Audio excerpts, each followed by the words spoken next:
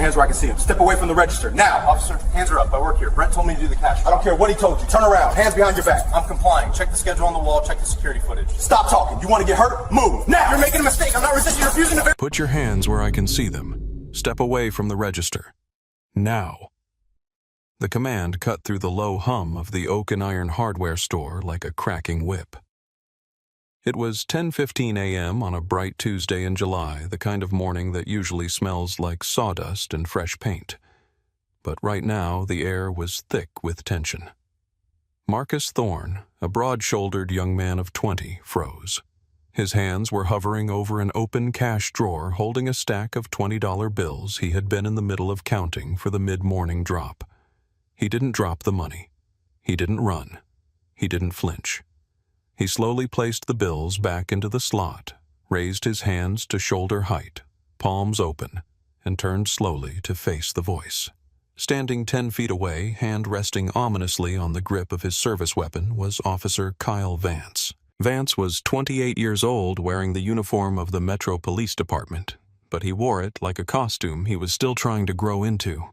Chest, puffed-out jaw-set eyes, hidden behind mirrored aviators despite the fluorescent lighting of the store. Beside him stood the store manager, Brett Miller, a man in his late 30s whose nervous energy was practically vibrating off his cheap polyester tie. Miller was sweating, pointing a shaking finger at Marcus. "That's him, officer. I told you, he's emptying the register. I caught him red-handed." Marcus looked at Miller, confusion warring with a cold, sinking realization. "Brett, what are you talking about? I'm doing the drop. You asked me to do the drop 10 minutes ago." "Don't you talk to me?" Miller snapped, stepping behind the officer for protection. "I never authorized you to touch that money. You're stealing corporate funds. Officer, I want him removed. I want him arrested." Officer Vance took a step forward, closing the distance. He didn't look at the employee name tag pinned to Marcus's blue polo shirt. He didn't look at the stack of receipts neatly organized on the counter. He saw a tall black man behind a counter with cash in his hands, and he had a manager screaming theft. In Vance's world, the math was already done. "You heard the man," Vance said, his voice dropping an octave, trying to sound like the movie version of a cop. "Step out from behind the counter. Keep your hands up. Do it now or things get ugly." Officer Marcus said, his voice remarkably steady for someone staring down a gun. "I work here. My name is Marcus Thorne. I'm the shift lead. If you look at the schedule on the wall behind me..." "I'm not interested in your stories," Vance interrupted, cutting him off with a sharp gesture. "I'm interested in you complying with a lawful order. You are currently trespassing and suspected of grand larceny. Move." The store had gone silent. Customers in the aisles, contractors buying lumber, suburban dads looking for drill bits had stopped what they were doing. Phones were coming out. The red recording lights were blinking. Marcus saw them. He knew exactly what this was. He stepped out from behind the counter, moving with the slow, deliberate precision of someone who knows that a sudden movement could be their last. "I am complying," Marcus stated clearly, loud enough for the phones to pick up. "I am an employee of this store. I am not resisting." "Turn around," Vance barked, spinning Marcus by the shoulder. "Hands behind your back." "You're making a mistake," Marcus said, looking over his shoulder, his eyes locking onto Vance's mirrored glasses. "A big one." "Save it for the judge," Vance sneered. Officer Kyle Vance had been with the Metro Police Department for 4 years, and in that time he had built a reputation that should have had him stripped of his badge long ago. He was what the older guys on the force called a cowboy, a transfer hire from a rural county who brought a rough, untrained aggression to the city streets. He was 28, but he carried himself with the arrogance of a man who believed the badge granted him divinity. He didn't patrol to serve. He patrolled to hunt. Vance's file was a minefield of redacted paragraphs and insufficient evidence findings. There were 9 formal complaints against him in 4 years. 6 of them involved excessive force against minority suspects. 2 involved verbal abuse. One was for an unauthorized vehicle pursuit that ended with a civilian car wrapped around a telephone pole. In every single instance, Vance had hidden behind the union representatives and the blue wall of silence. He knew how to write a report. He knew the keyword suspect appeared aggressive. I feared for my safety. The subject assumed a fighting stance. These were the magic spells that turned brutality into procedure. He believed his judgment was infallible. He categorized the world into two distinct buckets, the sheep and the wolves. In his mind, he was the sheepdog, the necessary violence that kept society functioning. But the truth was far uglier. Vance didn't see people. He saw profiles. He saw a young black man handling money, and his brain didn't register cashier. It registered perpetrator. When the call came in from Oak and Iron Hardware about a robbery in progress involving an employee, Vance hadn't waited for backup. He hadn't asked the dispatcher for details. He had hit the lights and sirens, adrenaline flooding his system, eager for the takedown. He wanted the collar. He wanted the action. He didn't know that the manager, Brett Miller, was currently under investigation by corporate for inventory shrinkage and was looking for a scapegoat. He didn't know that Miller had been trying to provoke Marcus for weeks, threatened by the young man's competence and intelligence. Vance didn't care about the context. He only cared about the visual, him the hero taking down the bad guy. As he grabbed Marcus's wrist, twisting it sharply behind the young man's back, Vance felt a surge of power. This was where he lived. This was the moment of total control. He didn't notice that Marcus wasn't fighting back. He didn't notice the expensive watch on Marcus's wrist or the high-quality leather belt he wore. He didn't notice the calm intelligence in Marcus's eyes. Vance was blinded by his own bias, convinced that he was cleaning up the streets one thug at a time. He had no idea that he was gripping the arm of a young man who had spent his entire life preparing for this exact moment, not with violence, but with the law. Vance leaned in close to Marcus's ear. "You guys never learn, do you? Think you can just take whatever you want?" It was a whisper meant only for Marcus, a little extra twist of the knife. It was the voice of a man who bullied because he could, a man who had never faced a consequence he couldn't lie his way out of. That streak was about to end. Marcus Thorne was not your average hardware store employee. At 20 years old, he was a junior at the state university holding a 3.9 GPA in political science with a pre-law track. He was working at Oak and Iron for the summer, not because he was desperate for cash, but because his parents believed in the value of hard work. They had raised him to understand the world from every angle, from the view of the people at the top and the people working the floor. He was saving money for his LSAT prep courses, taking pride in earning his own way despite coming from a family of considerable standing. Marcus had grown up in a house where the law was discussed at the dinner table like sports scores. He knew the Fourth Amendment before he knew the rules of baseball. He knew the difference between reasonable suspicion and probable cause. He knew Terry v. Ohio and Miranda.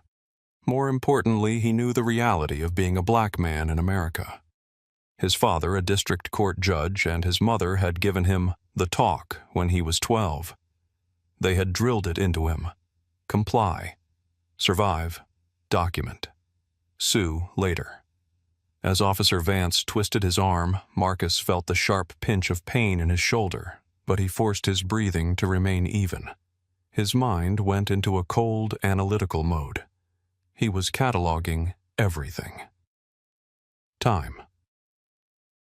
10:17 a.m. Officer did not ask for identification. Officer did not interview the witness separately. Officer did not review security footage. Officer used derogatory language.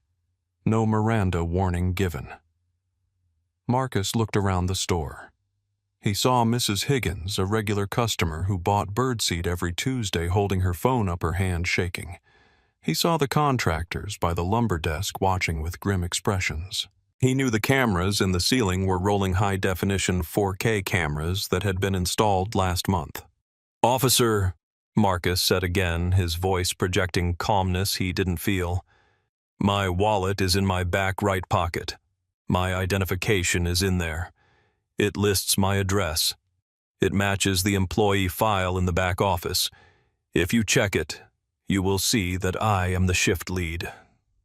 Vance ignored him, shoving him forward against the counter. "I don't need your ID to know what I'm looking at.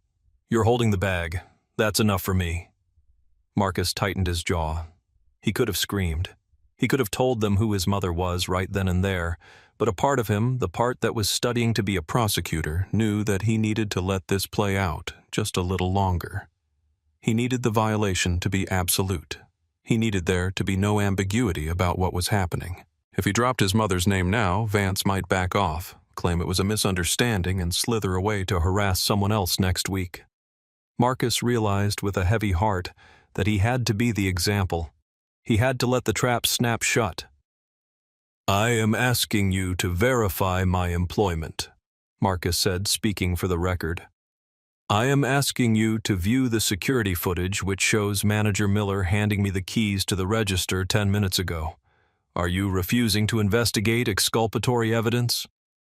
Vance laughed, a short, barking sound. "Did you hear that?" he said to Miller. "We got a jailhouse lawyer here. Exculpatory evidence. That's cute. You can use all the big words you want downtown, kid." The tragedy of the moment was in the dismissal. It wasn't just that Vance was arresting him. It was that Vance refused to believe Marcus could even possess the vocabulary he was using. To Vance, the words were just noise mimicry. He couldn't conceive that the young man in the blue polo shirt might know more about the law than he did. The handcuffs came out. The sound was distinct, the metallic ratchet of the jagged teeth sliding into the locking mechanism. Click, click, click. Vance ratcheted them tight. Too tight. The metal bit into the ulnar nerve of Marcus's wrists. "Those are extremely tight, officer," Marcus said, wincing. "I am losing circulation." "Don't do the crime if you can't do the time." Vance recited a cliché he'd probably waited years to say. He grabbed Marcus by the bicep and spun him around to face the store. "All right, show's over, folks, just cleaning up the trash. Go about your business." But the customers weren't going about their business. The atmosphere in the store had shifted from curiosity to hostility toward the officer. "He's worked here for 2 years, Mrs. Higgins shouted from the birdseed aisle. "He helped me carry mulch to my car last week. You're arresting the wrong person." "Stay back, ma'am, or you'll be joining him for obstruction," Vance warned, pointing a finger at the elderly woman. Brett Miller, the manager, was starting to look pale. He had wanted Marcus gone, maybe fired, maybe scared. He hadn't anticipated a full-blown spectacle with an audience. "Officer, maybe just take him out the back," Miller suggested, his voice wavering. "No," Vance said, puffing his chest out. "We do this by the book. We walk him out the front. Let everyone see what happens when you steal in my town." Vance began to march Marcus toward the automatic glass doors. It was the perp walk, a deliberate tactic to humiliate. He wanted Marcus to feel the shame. He wanted the community to see Marcus in chains. But as they walked past the aisles of hammers and wrenches, Marcus held his head high. He didn't look down. He made eye contact with the people recording him. He nodded slightly to the contractors. He was maintaining his dignity in a situation designed to strip it away. This was the point of no return. Vance had ignored the ID. He had ignored the witnesses. He had ignored the security cameras. He was operating purely on the word of a sweaty, nervous manager and his own internal bias. He had bypassed every procedural safeguard designed to prevent this exact situation. They reached the front doors. The heat of the July morning hit them a wall of humidity. Vance's patrol car was parked in the fire lane, lights flashing silently. Vance shoved Marcus toward the rear door of the cruiser. He opened it and grabbed Marcus's head to push him down into the hard plastic seat. Before he got in, Marcus planted his feet. He turned his head and looked Vance dead in the eye. The reflection of the officer's face in the mirrored sunglasses was distorted ugly. "Officer," Marcus said, his voice low and deadly serious. "I'm going to give you one last chance. You are making a career-ending mistake. You need to take my wallet out of my pocket and look at the last name on my license. And then you need to think very hard about who runs this city's police department." Vance froze for a split second. A flicker of doubt crossed his face. No, it was annoyance. He scoffed, shaking his head. "I don't care if your name is Rockefeller. I don't care who your mommy or daddy is. You're just another thief in a polo shirt. Get inside." Vance shoved him. Marcus stumbled into the back seat, the door slamming shut on his legs, forcing him to pull them in quickly. The lock engaged. He was trapped. Vance walked around to the driver's side, hiking up his belt, looking around at the gathering crowd in the parking lot with a smirk. He felt invincible. He had caught the bad guy. He had protected the business. He was the law. He climbed into the front seat, the air conditioning blasting against his face, and put the car in drive. He had no idea that he had just arrested the one person in the entire city who could dismantle his life with a single phone call. The drive to the 4th Precinct was a 12-minute journey through the heart of the city. For Officer Vance, it was a victory lap.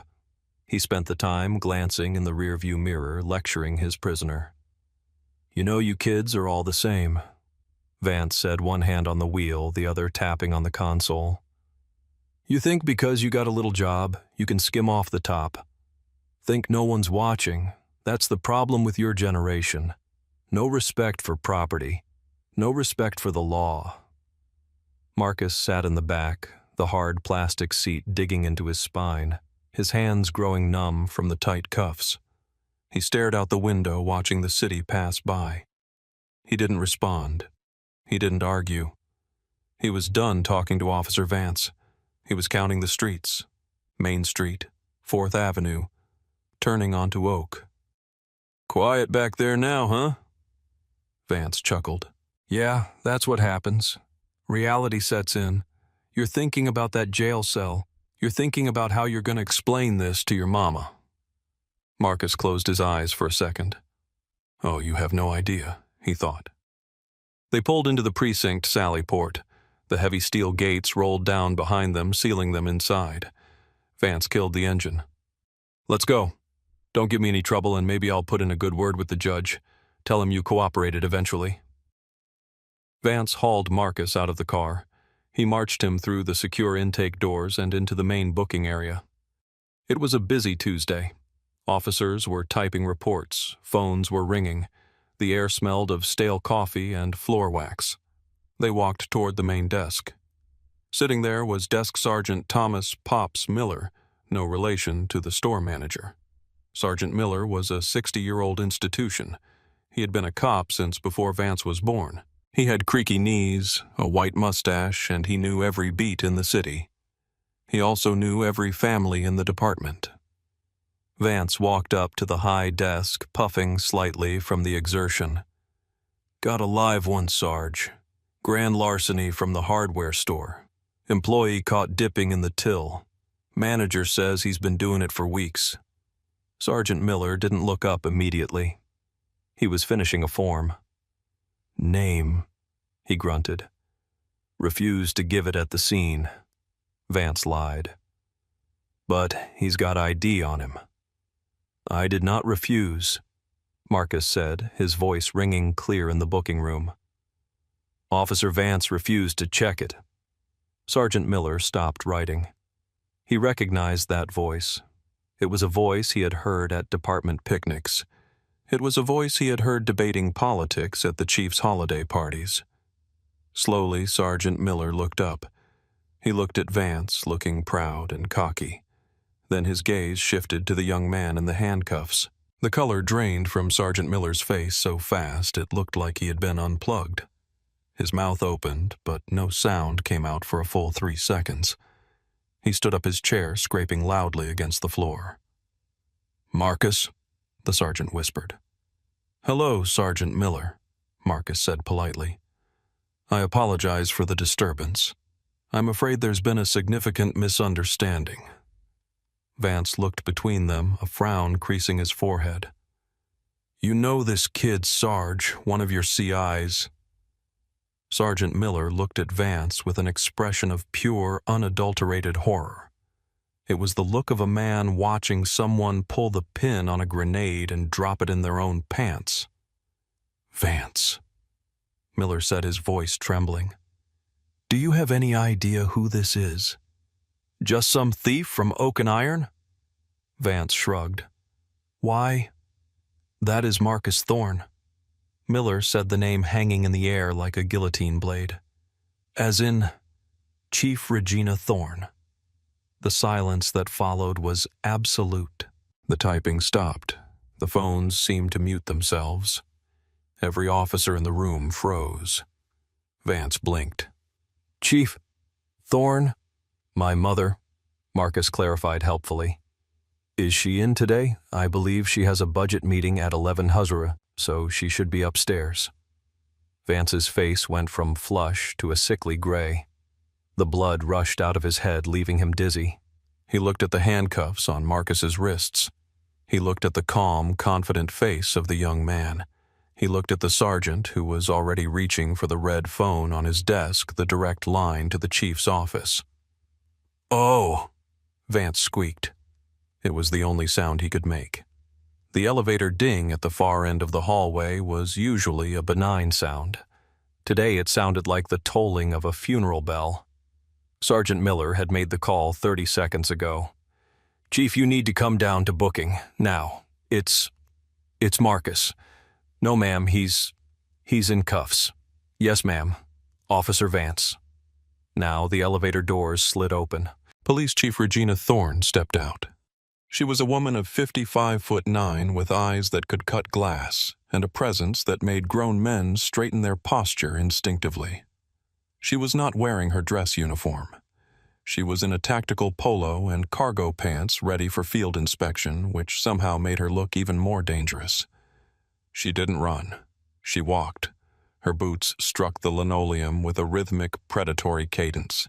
Clack, clack, clack. The sea of officers parted. No one wanted to be in the blast radius.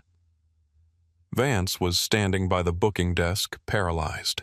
He still had his hand loosely gripping Marcus's arm as if he had forgotten how to let go. Marcus stood patiently looking at his mother.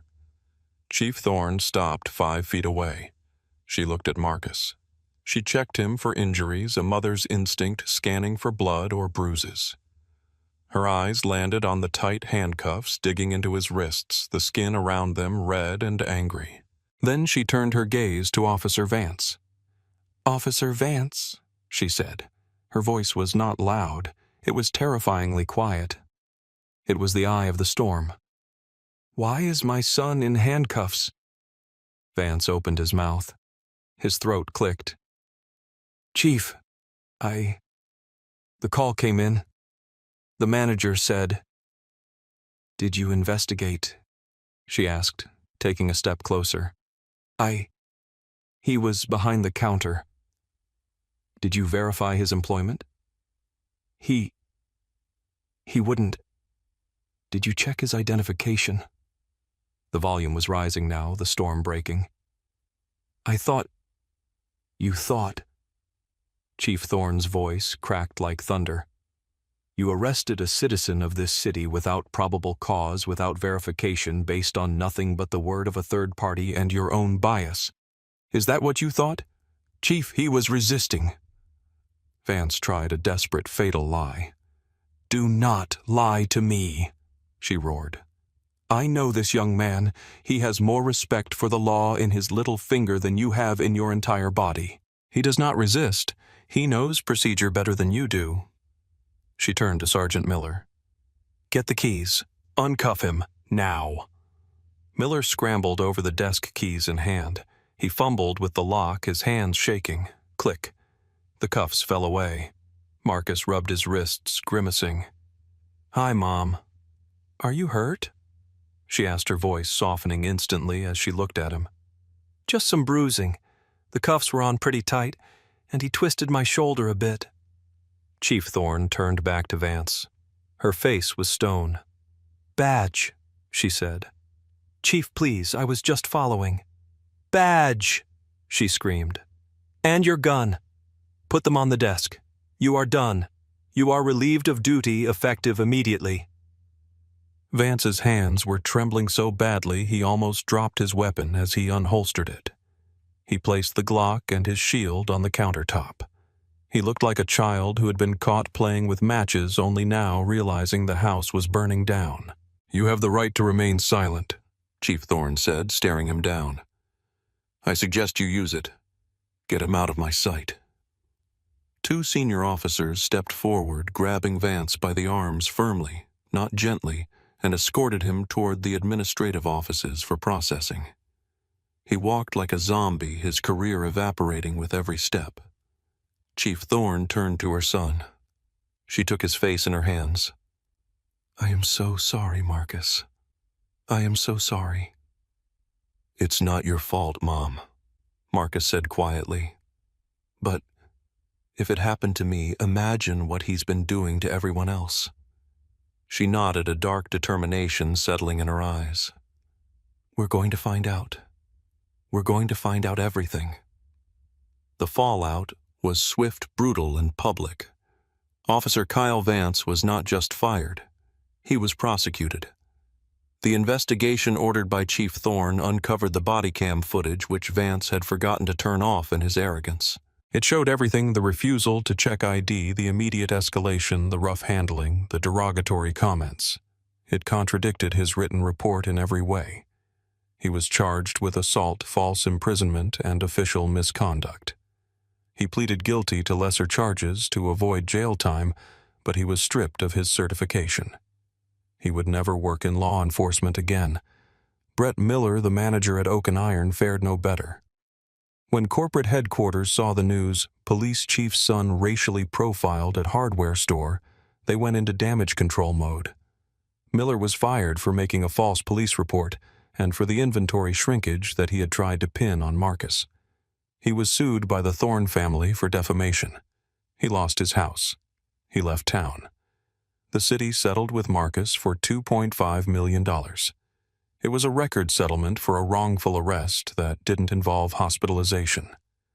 Marcus didn't keep the money. He used it to start a legal defense fund for low-income teenagers who had been wrongfully detained by the Metro Police Department. He called it the Vance Initiative, a permanent reminder of the bad apple who started it all. But as the dust settled and the news cameras moved on to the next tragedy, the silence left behind was heavy. Marcus Thorne went back to school that fall. He still worked, though not at the hardware store. He walked a little differently now. He was warier. He knew that his education, his clothes, and even his mother's rank were thin shields against the jagged edge of prejudice. He had won, yes, but he had only won because of who he was. And that is the haunting question that lingers when the screen goes dark. What if his mother had been a nurse? What if she had been a bus driver? What if he had been just Marcus with no chief to come down the elevator? He would be in a cell. He would have a record. His future would be broken. That is the reality we live in. Justice shouldn't depend on who your parents are. It shouldn't depend on a viral video. It should be the baseline. Are we doing enough to hold these officers accountable before they target the wrong person? Or are we just waiting for the next lawsuit? Let me know your thoughts in the comments below. And if you believe that stories like this need to be told, that the truth needs a spotlight, please hit that subscribe button. We are building a community here that demands better. Join us. Put your hands on the hood of the car. Do it now. I will make you do it. Officer, I am on a public sidewalk. I have committed no crime. I don't need a lecture. ID now. Am I being detained? Because refusing unlawful orders is not a crime. That's it. Turn around. I am not resisting. You are violating my civil rights. Accept. Put your hands on the hood of the car. Do it now, or I will make you do it. The command shattered the polite hum of the midday city street. It wasn't a request. It was a threat wrapped in the authority of a badge. Officer Kyle Rourke had his hand resting ominously on his holster, his posture aggressive, his jaw set tight. He was looking for a fight. He usually found one.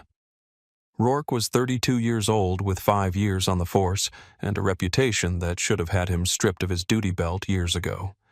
He was the kind of officer who confused fear with respect, the type who believed that a badge granted him immunity from basic human decency. He had a file at Internal Affairs that was thicker than the training manual he'd largely ignored.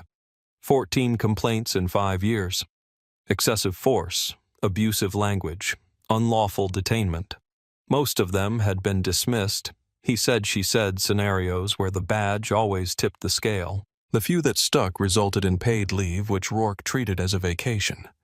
He was young, arrogant, and dangerous because he truly believed his judgment was infallible. When he looked at the world, he didn't see citizens. He saw targets. He saw threats. And on this bright Tuesday afternoon, his target was a woman standing quietly on a sidewalk. "I am asking you one last time," Rourke barked, stepping into her personal space using his physical size to intimidate. "ID, now." "I have committed no crime, officer," the woman replied. Her voice was steady, surprisingly calm given the circumstances. She didn't flinch. She didn't step back. She simply looked at him over the rim of her reading glasses. "And unless you can articulate a reasonable suspicion that I have committed, am committing, or am about to commit a crime, I am not required to identify myself." Rourke's face flushed a deep, angry red. He wasn't used to people knowing the law better than he did. He definitely wasn't used to older women standing their ground. In his mind, this wasn't a citizen exercising her rights. This was contempt of cop. And Kyle Rourke didn't tolerate contempt. He had joined the force straight out of the academy, hungry for action but lacking the temperament for service. He thrived on the adrenaline of the takedown, not the patience of community policing. He didn't know who he was talking to. He didn't care. All he saw was defiance. He saw a black woman in a high-end district who, in his biased estimation, didn't look like she belonged. He didn't see the tailored suit. He didn't see the silk scarf. He only saw the color of her skin and the audacity of her refusal. "You want to play lawyer?" Rourke sneered, unbuttoning the retention strap on his holster. "I can invent a reason. Disorderly conduct, loitering, resisting. Take your pick. You're going into cuffs either way." This is the moment where a good officer de-escalates. This is the moment where a professional assesses the situation and realizes there is no threat. But Rourke wasn't a good officer. He was a bully with state-sanctioned power. And he was about to make the biggest and last mistake of his career. Before we find out just how badly this ends for him, where are you watching from today? If you believe bad badges need to be exposed, hit that like button. Dr. Evelyn Vance was not someone you intimidated. At 58 years old, she carried herself with the kind of gravitas that can only be earned through decades of intellectual warfare in the highest courts of the land. She was a tenured professor of constitutional law at the state's most prestigious university. Before that, she had spent 20 years as a civil rights litigator, arguing cases before the Supreme Court that had defined the very laws Officer Rourke was currently trampling on. She had literally written the textbook that was currently sitting in the trunk of Rourke's patrol car, the one he had likely never opened. Evelyn was standing outside the Gilded Oak, one of the city's most exclusive restaurants. It was 12:15 p.m. The sun was shining, casting long shadows against the limestone facade of the building. The air smelled of roasted garlic and exhaust fumes. It was the lunch rush in the financial district, a sea of charcoal suits and power ties. Evelyn had arrived 10 minutes early for a lunch meeting with an old friend and former colleague. She had decided to wait outside to enjoy the fresh spring air. A menu was posted in a brass display case by the entrance. She was reading it, contemplating the roasted sea bass, checking her watch occasionally. She was dressed impeccably in a navy Armani pantsuit, a pearl necklace that had belonged to her grandmother, and leather pumps. She looked exactly like what she was, a wealthy, successful professional. But she knew better than anyone that in America, success doesn't always shield you from suspicion. She had spent her career fighting for the marginalized, for the people who didn't have her resources or her voice. She had seen the system chew people up for less than standing on a sidewalk. The Gilded Oak was the kind of place where deals were made. It had marble floors, velvet drapes, and a clientele that ran the city. Evelyn had dined here a dozen times. She knew the owner, but she didn't know the new management. She was just a customer waiting for a table, minding her own business. She wasn't blocking the sidewalk. She wasn't harassing anyone. She was simply existing. As she scanned the appetizers, she noticed a face in the window of the restaurant, a young man, pale frowning, watching her with intense scrutiny. She adjusted her glasses and ignored him, turning back to the menu. She had dealt with stares her whole life. She assumed he was just checking the line. She didn't realize that in his eyes, she wasn't a patron. She was a problem. She was a blight on his perfect, curated aesthetic. And she had no idea that he was already reaching for the phone. Trent Miller was 29 years old and terrified of losing his first real management gig. He had been running the floor at the Gilded Oak for 3 months, and his obsession with image bordered on pathological. Trent was the type of guy who polished the silverware 3 times and panicked if a napkin was folded a millimeter off center. He wanted the restaurant to look like a magazine spread at all times. He curated the playlist, the lighting, and in his mind, the clientele. When Trent looked out the window and saw Evelyn Vance standing near the entrance, his bias kicked in before his brain did. He didn't see a potential customer. He saw a black woman standing still. In Trent's limited prejudiced worldview, black person standing still equaled vagrant or panhandler. It didn't matter that she was wearing a suit that cost more than his car. It didn't matter that she was holding a designer handbag. His bias filtered out those details. "She's been there for 5 minutes," he muttered to the hostess who was busy seating a group of bankers. "She's going to bother the customers. We can't have loiterers. It ruins the lunch vibe." "She looks like she's just reading the menu, Trent," the hostess said, glancing outside. "She looks fancy." "No, that's how they scout people," Trent insisted, his voice low and conspiratorial. "She's waiting to harass someone for money. I've seen it before." He hadn't seen it before. He was making it up to justify the uncomfortable feeling he got whenever someone who didn't fit his demographic ideal entered his space.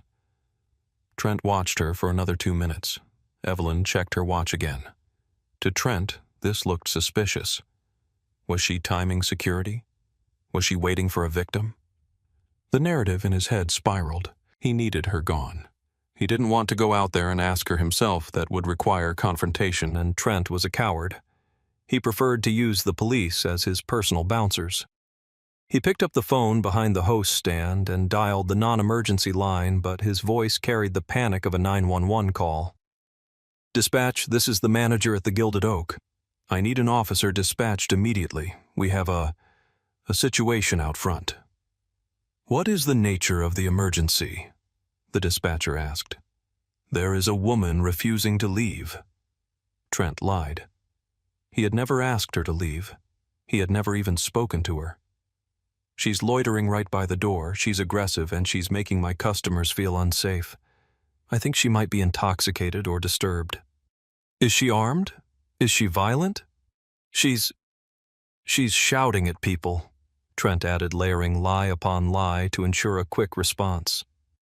"I need her removed now before she drives away my business. She doesn't belong here." The call was logged, disturbance. Aggressive subject, refusing to leave. Officer Kyle Rourke was 3 blocks away when the call came over his radio. He smiled. A disturbance. An aggressive vagrant. An easy collar to kill time before his shift ended. He flipped on his lights, not knowing he was speeding toward his own destruction. The siren chirped once, a sharp, aggressive burst of sound as Rourke slammed his cruiser into the loading zone directly in front of the Gilded Oak. He didn't casually step out of the car. He launched himself out of it. He adjusted his belt, put on his sunglasses despite the overcast sky, and marched toward Evelyn. Evelyn watched him approach. She saw the body language immediately. Shoulders squared, chest out, hand near the weapon. She had cross-examined dozens of officers just like him. She knew the type. The warrior cop mentality. She folded her arms, her leather tote bag hanging from her left elbow. Rourke stopped 3 feet from her. "Ma'am, you need to move along now." Evelyn didn't blink. "Excuse me, officer, I am waiting for a lunch companion." "Store manager says you're harassing customers and refusing to leave. That's trespassing and disorderly conduct. Beat it." Rourke pointed down the street. "That is a fabrication," Evelyn said, her voice projecting the clear, articulate diction of a seasoned lecturer. "I have not spoken to a single soul since I arrived 10 minutes ago. I am standing on a public sidewalk reading a menu. I am a potential patron of this establishment." "I don't care what you say you are," Rourke snapped. "I'm telling you to leave. This is a lawful order." "It is not a lawful order," Evelyn corrected him, and that was the spark that lit the fuse. "You cannot order a citizen to vacate a public sidewalk without reasonable suspicion of a crime. Pennsylvania vs. Mims, Terry v. Ohio, I have a right to be here." Rourke stepped closer. The smell of stale coffee and aggression radiated off him. "You listen to me. I don't need a law lecture from a vagrant. You're loitering, you're causing a disturbance, and now you're failing to obey a police officer." "I am not a vagrant," Evelyn said, her tone hardening, "and I am not leaving. I have a reservation at 12:30. "ID," Rourke demanded.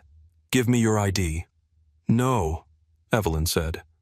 "I am not required to provide identification in a consensual encounter. Are you detaining me, officer?" "You're damn right I'm detaining you," Rourke shouted, causing pedestrians to stop and stare. "Investigation of trespassing. Give me the ID or you're going in." "I am under no legal obligation to identify myself unless I am under arrest," Evelyn stated firmly. "Do you have probable cause to arrest me because standing while black is not a crime in this state despite what you might believe?" Rourke's ego shattered. He couldn't handle the defiance. He couldn't handle the audience gathering around them, businessmen stopping to watch teenagers pulling out phones. He felt his authority slipping and he grasped for it the only way he knew how, with force. "That's it," Rourke growled.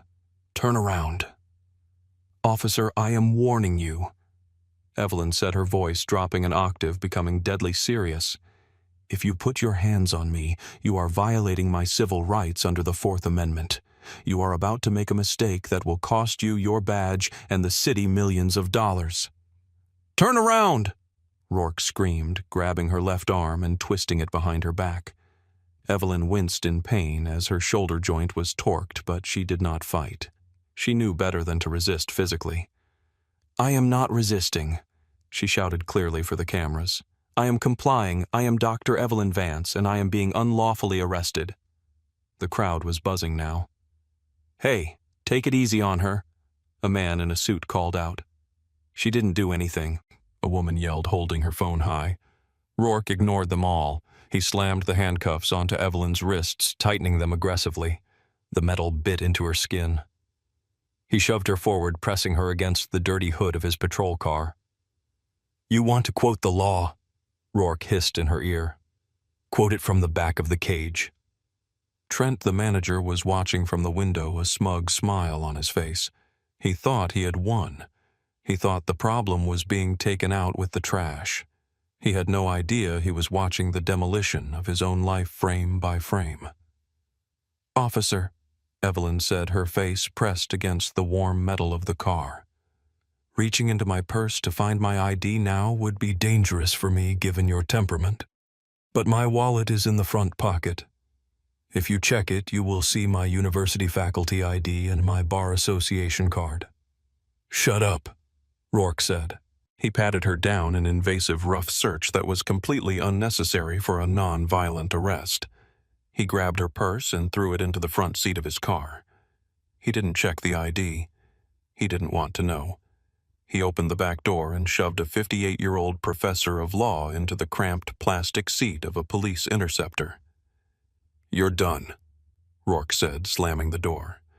Evelyn sat up straight despite the handcuffs digging into her back. She closed her eyes for a moment, centering herself. Then she opened them and began to memorize. She memorized his badge number, 4922. She memorized the time, 12:23 p.m. She memorized the name tag, Rourke. Just as Rourke was walking around to the driver's side, a black town car pulled up to the curb. A tall, silver-haired man stepped out. He looked at the scene, the crowd, the police car, the manager peering out the window. He looked confused. He checked his watch. He walked toward the restaurant, scanning the area. He walked right past Rourke's car. He didn't see Evelyn in the back. Rourke ignored him, revved the engine, and peeled away from the curb, leaving the witness and Evelyn's lunch date standing on the sidewalk. The drive to the precinct was short and silent. Rourke played the radio loud, a final petty act of dominance. Evelyn stared at the back of his head. She wasn't afraid anymore. She was calculating. She was drafting the lawsuit in her head. She was organizing the deposition questions she would ask him under oath. When they arrived at the precinct, Rourke pulled her out of the car. "Let's go, Professor," he mocked. He marched her through the back entrance, past the holding cells, and up to the booking desk. The station was busy. Phones were ringing, officers were typing reports. The desk sergeant was a man named Miller. He was 60 years old, 3 months from retirement, and he had seen everything. He looked up as Rourke dragged Evelyn to the counter. Miller's eyes narrowed. He took in Evelyn's suit, her demeanor, the calm fury in her eyes. Then he looked at Rourke, the hothead he had written up twice for insubordination. "What do we have here, Rourke?" Miller asked, his voice weary. "Trespassing, disorderly, refusing to ID, resisting." Rourke rattled off the charges like a grocery list. Miller looked at Evelyn. "Ma'am, did you resist?" "I did not," Evelyn said clearly. "I was standing on the sidewalk waiting for a lunch reservation. This officer refused to verify my purpose, refused to accept that I was on public property, and arrested me because the manager of the Gilded Oak doesn't like black women reading his menu." Miller paused. He looked at Rourke. "You arrested a lady in a $2,000 suit for reading a menu. She was causing a scene, Sarge. She wouldn't give ID." "I offered my ID after he arrested me," Evelyn corrected. "It is in my purse, which he threw in the front seat. I would like you to retrieve it, Sergeant, and then I would like my one phone call." Miller sighed. He walked around the desk, went out to the car, and retrieved the purse. He came back, opened the wallet, and pulled out the driver's license. He froze. He blinked. He looked at the license, then at the second card behind it, the State Bar Association card. Then the university faculty card. "Dr. Evelyn Vance." Miller read aloud. Rourke scoffed. "So she's a doctor doesn't mean she can loiter." Miller looked up at Rourke. "You idiot," he whispered. "You absolute moron." "What?" Rourke stepped back. "She's not a medical doctor, Rourke," Miller said, his voice rising. "She's a Juris Doctor. She's a law professor. She's the woman who sued the department in 2018 and won $4 million for the victim. We sat through a 4-hour seminar on her case last year." Rourke's face went pale. The color drained out of him so fast he looked like he might faint. "I would like to make my call now, Sergeant," Evelyn said calmly. "I need to call the person I was supposed to have lunch with. He is probably wondering where I am." "Of course, Dr. Vance," Miller said, uncuffing her immediately. "Who are you calling your lawyer?" "No." Evelyn rubbed her wrists. "I was having lunch with Chief Justice Harrison of the Federal Circuit Court. He's waiting for me." The silence in the police station was deafening. The doors to the precinct burst open 20 minutes later. It wasn't a lawyer. It was Police Chief Reynolds, followed closely by a very angry man in a dark suit, Federal Judge Harrison. Chief Reynolds looked like he was about to have a stroke. He walked straight up to the desk. Rourke was sitting in a chair in the corner, his head in his hands. "Where is she?" Reynolds demanded. "In the captain's office, sir," Sergeant Miller said. "She's having tea." Judge Harrison didn't wait. He stormed into the office. "Evelyn, are you all right?" Evelyn was sitting calmly holding an ice pack to her wrist. "I'm fine, Robert. Apologies for missing lunch. I was detained by one of the city's finest." Chief Reynolds entered the room, hat in hand. "Dr. Vance, I don't even know what to say. I just saw the body cam footage. It's indefensible." "It is," Evelyn agreed. It was a textbook Fourth Amendment violation, followed by battery false imprisonment and a deprivation of rights under color of law. 18 U.S. Code Section 242. She stood up. I want that officer's badge, Chief, not a suspension, not a reprimand. I want him gone. Today. Reynolds nodded. You have my word. We are initiating termination proceedings immediately. Evelyn walked out of the office into the main room. Rourke looked up. He looked small now. The bully was gone, replaced by a frightened child who realized he had broken a toy he couldn't afford to pay for. Officer Rourke, Evelyn said, stopping in front of him. He stood up shakily. I didn't know who you were. That is exactly the problem, Evelyn said, her voice cutting through the room. You shouldn't have to know who I am to treat me with dignity. If I were a janitor or a student or homeless, I would still have rights. You didn't respect the law. You respected power. And now you have neither. Gun and badge, Rourke, Chief Reynolds barked. Now! With shaking hands, Kyle Rourke unclipped his holster. He placed his badge on the counter. The clatter of the metal hitting the wood was the sound of a career ending. The fallout was swift and brutal. Dr. Evelyn Vance didn't just sue. She waged war.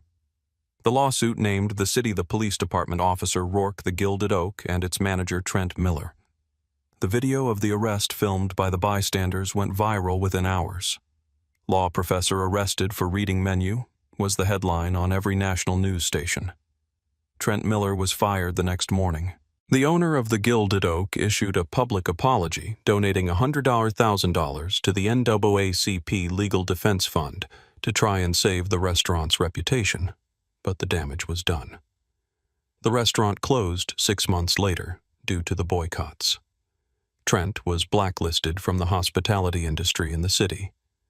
Kyle Rourke was fired and stripped of his certification. He could never work as a police officer in the state again.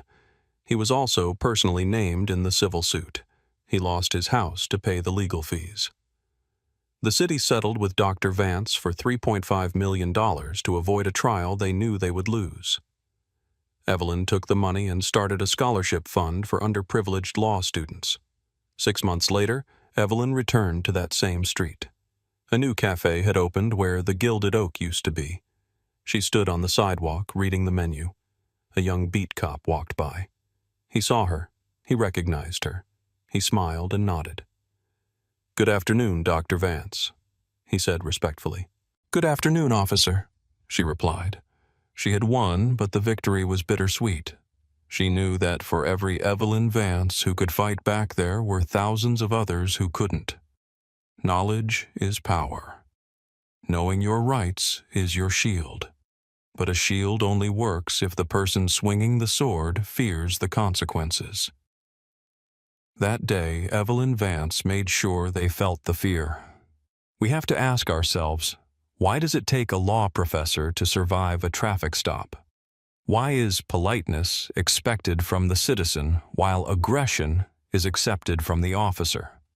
Justice was served in this case, but the system that created Officer Rourke is still running. What do you think? Should officers be required to carry personal liability insurance so the taxpayers don't foot the bill for their misconduct? Leave a comment below with yes if you agree. If you enjoyed this story and believe in holding power accountable, please subscribe and share this video. Together we can keep the light on the truth. Thanks for watching.